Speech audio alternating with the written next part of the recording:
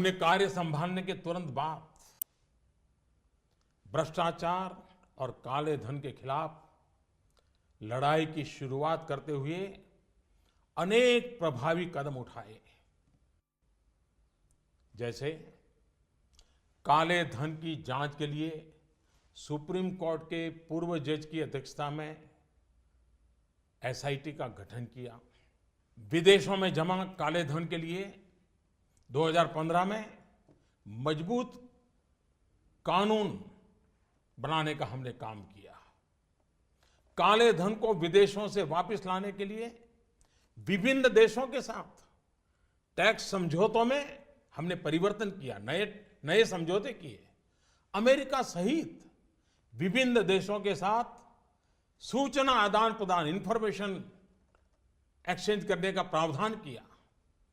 भ्रष्टाचारियों की बेनामी संपत्ति को रोकने के लिए अगस्त 2016 में एक और मजबूत कानून, इन सारे कानून से एक बहुत बड़े चोर दरवाजे को बंद कर दिया गया।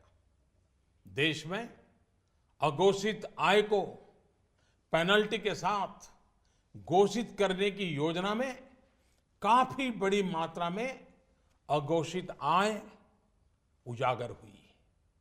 मेरे प्यारे देशवासियों, इन सारे प्रयासों से पिछले 2.5 साल में भ्रष्टाचारियों से करीब करीब 1.25 लाख करोड़ रुपया, ये कम रकम नहीं है, 1.25 लाख करोड़ रुपए का काला धन बाहर लाया गया है। 16 मई 2014 के दिन मोदी को लोगों ने बहुमत दिया। इस ऐतिहासिक जीत में काले धन के खिलाफ भाषणों का बहुत बड़ा हाथ था। अपनी सारी चुनावी सभाओं में मोदी काले धन का जिक्र करते आए हैं। 24 मई के बाद तो विरोधी भी मोदी को काले धन के मुद्दे पर घेरते रहे। अमित शाह के जुमले वाले बयान के बाद तो बीजेपी और मोदी को जवाब देते नहीं बन रहा था। कभी मोदी के समर्थक माने जाने वाले बाबा रामदेव भी काले धन के मुद्दे पर सरकार पर निशाना साध चुके हैं। हालांकि सरकार इस बाबत समय समय पर कुछ अहम फैसले लेती रही है, जैसे हर लेन देन के लिए पैन का डिटेल देना जरूरी किया। तो कभी खबर आई कि करोड़ों रुपए का काला धन सरकार ने टैक्स के नाम पर जमा किया है, पर ये सारे हथकंडे नाकामी साबित हुए। और भाइयों, देश को भ्रष्टाचार और काले धन रूपी दिमक से मुक्त कराने के लिए एक और सख्त कदम उठाना जरूरी हो गया है। आज मध्यरात्रि यानी 8 नवंबर 2016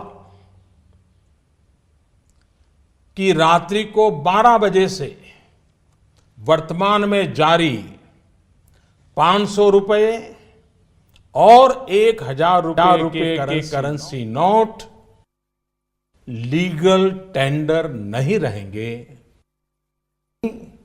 ये मुद्राएं कानूनन अमान्य होगी। 500 और 1000 रुपए के पुरानी नोटों के जरिए लेन देन की व्यवस्था आज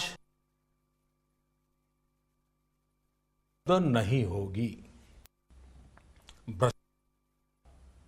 काले धन और जाली नोट के कारोबार में लिप्त देश विरोधी और समाज विरोधी तत्वों के पास मौजूद 500 रुपये, 1000 रुपये के पुराने नोट अब केवल कागज के एक टुकड़े के समान रह जाएंगे। ऐसे नागरिक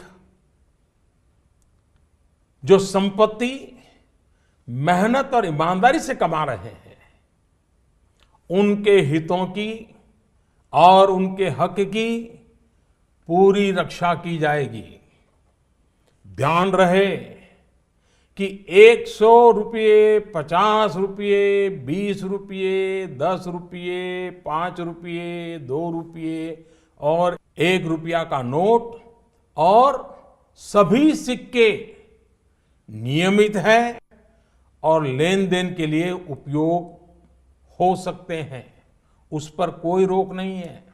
हमारे यह कदम देश में भ्रष्टाचार, काला धन एवं जाली नोट के खिलाफ हम जो लड़ाई लड़ रहे हैं, सामान्य नागरिक जो लड़ाई लड़ रहा है, उसको इससे ताकत मिलने वाली है।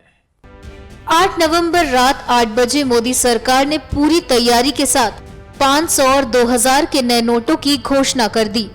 मंगलवार की रात से ही 500 और 1000 रुपए के नोट सिर्फ कागज के टुकड़े बनकर रह जाएंगे। ये एक बड़ा फैसला है। इससे काले धन पर तो लगाम लगेगा ही, बॉर्डर पार से जो नकली नोटों का कारोबार चल रहा है, उस पर भी लगाम लगेगी। NMF न्यूज की रिपोर्ट।